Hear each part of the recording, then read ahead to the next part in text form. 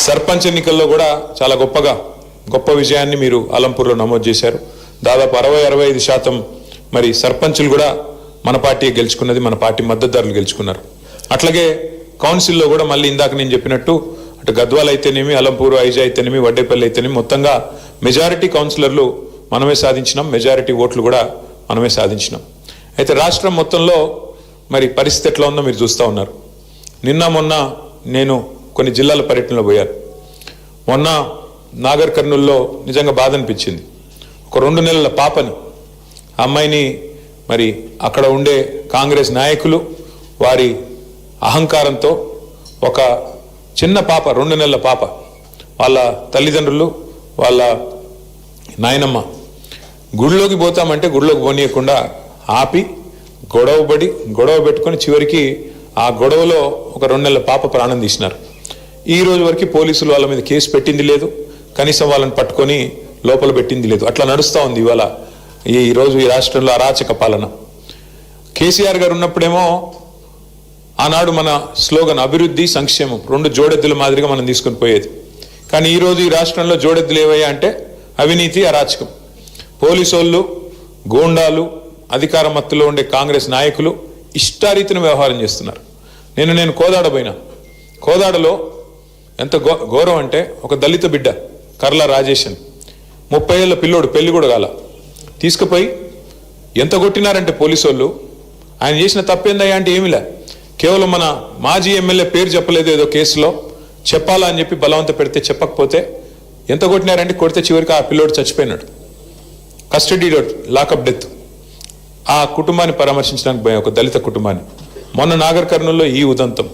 నిన్న ఖమ్మంలో వెలుగుమట్ల అనే ప్రాంతం ఉంది, మొత్తం కూలగొట్టినారు. 900 కుటుంబాలను రోడ్డును పాడేసినారు. ఇవాళ ప్రాంతానికి పోతే ఆ శిథిలాలు చూస్తుంటే అక్కడెక్కడో గాజా అని ఉంటుంది. ఆ గాజాలో ఎట్లయితే మొత్తం ఇల్లు శిథిలాలు చేసినారో బాంబులేసి, ఆ పరిస్థితి ఈరోజు కనబడతా ఉన్నది. మన కేసీఆర్ గారేమో డబుల్ బెడ్రూమ్ ఇల్లు కట్టాలా, పల్లె ప్రకృతి వనాలు కట్టాలా, అట్లాగే బ్రహ్మాండమైన మంచి కార్యక్రమాలు చేయాలా, వైకుంఠ ధామాలు కట్టాలా, డంప్ యార్డులు కట్టాలా, వాటర్ ట్యాంకులు కట్టాలా, ఇంటి ముందు నల్లా పెట్టాలా. ఈ లైన్లో కేసీఆర్ గారు ఆలోచిస్తే వీళ్ళేమో ఉన్న ఎట్లా కొట్టాలా, ఉన్న వాటిని ఎట్లా తగలబెట్టాలా, ఉన్న వాటిని ఎట్లా కూలగొట్టాలా, ఆ పరిస్థితి ఈరోజు ఈ రాష్ట్రంలో కనబడతా ఉన్నది. నిజంగా బాధ అనిపిస్తూ ఉంది. చివరికి చెక్ డ్యాములు పేల్చేస్తున్నారు. అది చెక్ డ్యాములు పేల్చేంత దుర్మార్గమైన పద్ధతి బహుశా భారతదేశంలో ఎక్కడ ఉండదు. ఇసుక కోసం, దేనికోసం అంటే చెక్ డ్యాములు అంటే నీళ్ళు ఆగుతున్నాయి, నీళ్ళు ఆగితే ఇసుక తోడుకొని కష్టమవుతుంది కాబట్టి చెక్ డ్యాములు పేల్చేస్తే ఇసుక బ్రహ్మాండంగా దోచుకోవచ్చు అని చెప్పి చెక్ డ్యాములు పేల్చేస్తూ ఉన్నారు. నేను మీ దేవరకద్రలో, మీ పక్కుండే నియోజకవర్గంలో మహానుభావుడు సర్పంచ్ గారు, కాంగ్రెస్ ఆయన, కొత్త ఆయన, పల్లె ప్రకృతి వనంలో 200 చెట్లుంటే చెట్లు మొత్తం సాఫ్ చేసినాడు. ఏం చేస్తావయ్యా ఆడ అంటే అది బిల్డింగ్ కడతాడంట. ఇంకా ఆయన ఊళ్ళో జాగలేదంటే ఆడ కట్టనీకే, ఉన్న పల్లె ప్రకృతి వనం పెట్టిన చెట్లు వాడిని కొట్టేస్తాడా? అట్లాంటి పరిపాలన ఈరోజు రాష్ట్రంలో నడుస్తూ ఉన్నది. సరే, ఇవన్నీ ఎందుకు జరుగుతున్నాయంటే ఒకటి మీకు తెలుసు. మొన్న రేవంత్ రెడ్డి గారు ఓపెన్గా చెప్పారు, ఆయన పాపం ఏం దాచుకోడు, చాలా నిజాయితీ గల మోసగాడు ఆయన, చాలా నిజాయితీగా చెప్పినాడు ఆయన. 1000 కోట్లు గాంధీ కుటుంబానికి 1000 కోట్లు ఇచ్చే సత్తా ఇవాళ తెలంగాణ కాంగ్రెస్ పార్టీకి ఉంది అని చెప్పినాడు. మరి 1000 కోట్లు ఇవ్వాలంటే పేదోళ్ళు గుడిసెలు కూల్చాలి కదా, పేదోళ్ళు భూములు గుంజుకోవాలి కదా. గుంజుకునైనా సరే మొత్తానికైతే ఇవాళ 1000 కోట్లు చేయాలా, నా కుర్సీ కాపాడుకోవాలా, ఇదే స్లోగన్తో చక్కగా ఈ ప్రభుత్వం మరి పనిచేస్తూ ఉంది. మీరు చూస్తూ ఉన్నారు. ఈ ఎన్నికల ముందు ఇచ్చిన హామీలు అయితే నేను చెప్పాల్సిన పని లేదు. ఏ ఒక్కరికి ప్రభుత్వం న్యాయం చేయాలి. 6 గ్యారెంటీలకేమో మంగళం పాడినారు, గోరి కట్టినారు. మరి ఈరోజు కొత్త డ్రామాలు, కొత్త వేషాలు వేసుకుంటూ నడుస్తూ ఉన్నారు. ఒకటి మాత్రం వాస్తవం, ఇవాళ రాష్ట్రంలో ప్రజలు, ముఖ్యంగా మీ నడిగడ్డలో ఏదైతే స్ఫూర్తి ఉందో ఆ నడిగడ్డ స్ఫూర్తి రాష్ట్రం మొత్తం పాకాలి, రాష్ట్రం మొత్తం కూడా నడిగడ్డని స్ఫూర్తిగా తీసుకోవాలి. ఎన్నిక ఏదైనా ఎగిరేది మాత్రం గులాబీ జెండా అన్నట్టుగా ఇవాళ నడిగడ్డలో, అది మున్సిపల్ ఎన్నికైనా, పంచాయతీ ఎన్నికైనా, శాసనసభ అయినా, శాసన మండలి అయినా అన్నిట్లో మీరు గెలిపించుకున్నారు. నాకు విశ్వాసం ఉంది, రేపు మళ్ళీ తప్పకుండా నడిగడ్డలో జిల్లా పరిషత్ వచ్చినా, లేదంటే సొసైటీ ఎన్నికలు వచ్చినా, లేదంటే మళ్ళీ శాసనసభ ఎన్నికలు వచ్చినా తప్పకుండా వెంకటరామరెడ్డి గారి నాయకత్వంలో, విజయుడి గారి నాయకత్వంలో మళ్ళీ గులాబీ జెండా ఎగురుతుందనే విశ్వాసం నాకుంది. కానీ అన్నం వండోడు, చాలా వండోడు, ఏ ఒక పట్టాన్ని ఏది వినడు. నువ్వు ఏమి చెప్పినా కూడా ఆయన అల్టిమేట్గా ఆయన అనుకున్నది మాత్రం రిజల్ట్ మాత్రం తెస్తాడు. వెంకటరామరెడ్డి గారి గొప్పతనం ఏంటంటే ఏదో ఒకటి చేసి కన్విన్స్ చేస్తాడు మొత్తానికైతే. కూర్చోబెట్టి ఏదైనా చెప్దాం, ఏదైనా మళ్ళీగా చెప్దాం, కన్విన్స్ చేద్దామంటే మా చంద్రశేఖర్ అన్న నేను అట్లాంటి వాళ్ళు ఏమైనా ప్రయత్నం చేసినంతసేపు వింటాడు, చాలా కామ్గా వింటాడు. ఆఖరికి మాత్రం ఏదో మళ్ళీ మ్యాజిక్ చేసి ఆయన అనుకున్నది చేసుకుంటాడు, పోతాడు. అట్లాంటి వెంకటరామరెడ్డి గారు మీకు నాయకుడిగా ఉండడం నిజంగా కూడా మీ అదృష్టం. ఎందుకంటే ప్రజల పనుల విషయంలో కూడా నాకు ఒకటే చెప్పినాడు, అన్నా ఈసారి మనం అధికారం పోయింది, నాకు బాధగా ఉంది అన్నాడు. ఎందుకన్నా ఏం బాధ అంటే, లేదన్నా నేను చాలా కొట్లాడిన ప్రతిపక్షంలో, కొట్లాడి అలసిపోయిన. నిజానికి ఈసారి గవర్నమెంట్ వస్తే నేను మా అలంపూరు చరిత్రలో ఎన్నడూ జరగని అభివృద్ధిని చేసి చూపెడదాం అనుకున్నాను. కేసీఆర్ గారికి నా మీద ప్రేమ ఉంది, నాకు తప్పకుండా నేనేది అడిగినా చేసేటోడు. బ్యాడ్ లక్ ఏంటంటే నేను కొద్దిగా లేటుగా, నిజానికి ఒక దశలో నేను రాజకీయమే వదిలేద్దాం అనుకున్నా.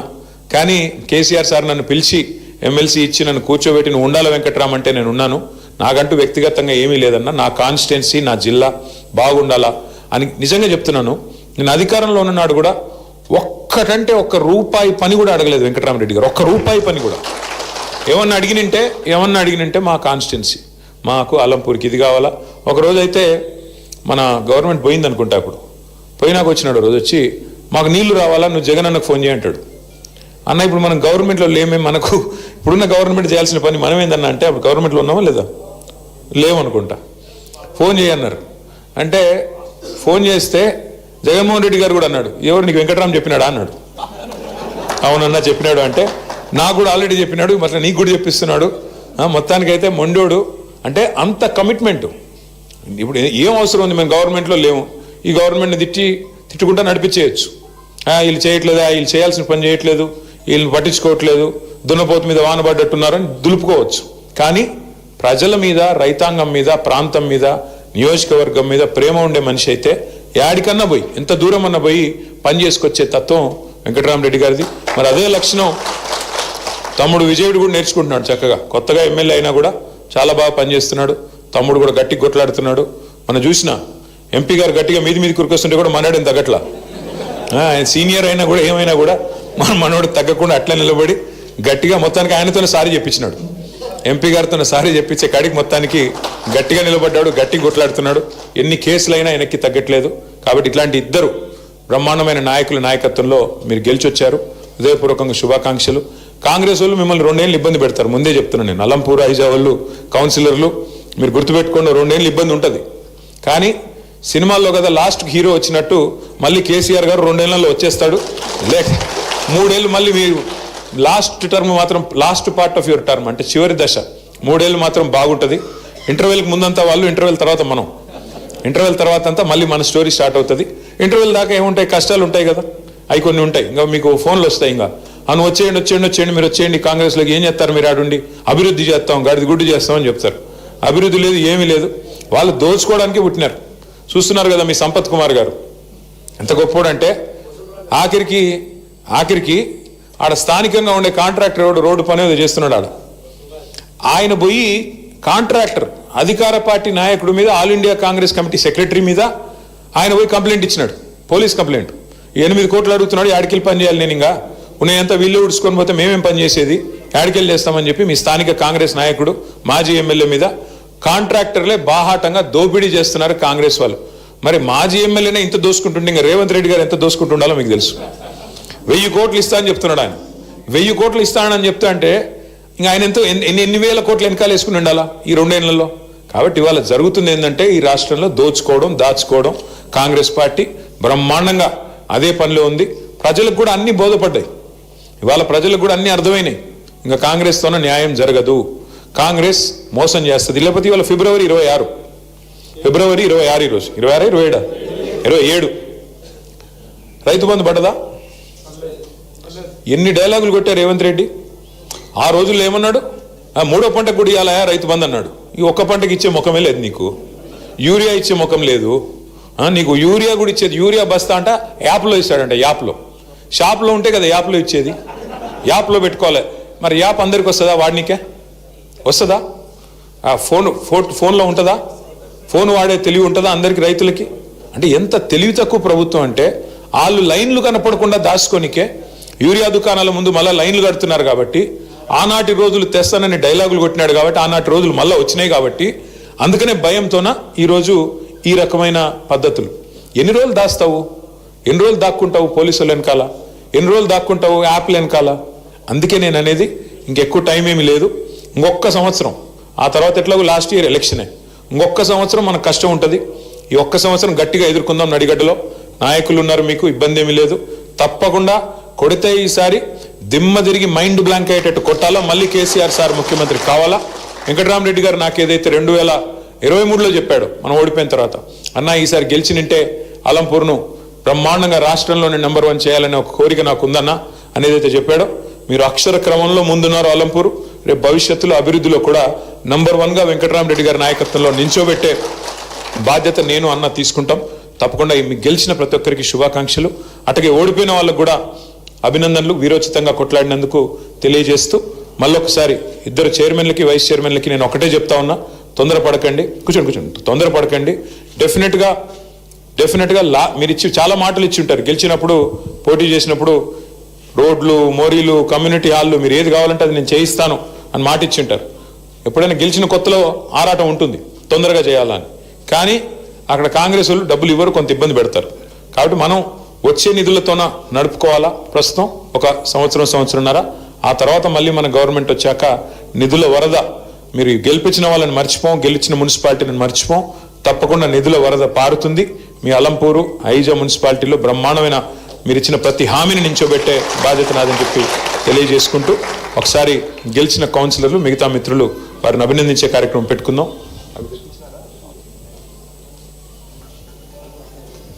ఏసీ మళ్ళొకసారి మీ అందరికి కూడా పేరు పేరున నమస్కారాలు. Thank you. జై తెలంగాణ.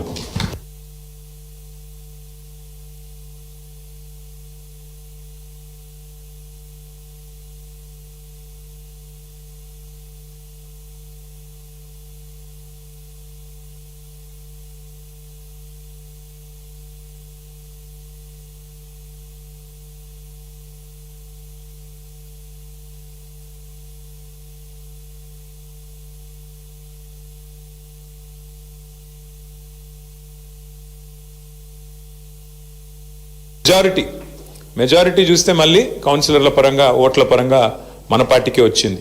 రాష్ట్రం మొత్తం కాంగ్రెస్ ప్రభుత్వం ఉన్నా నడిగడ్డలో మాత్రం మన ప్రభుత్వమే ఉన్నట్టుగా ఇంకా కూడా భావించాల్సి ఉంటుంది. సర్పంచ్ ఎన్నికల్లో కూడా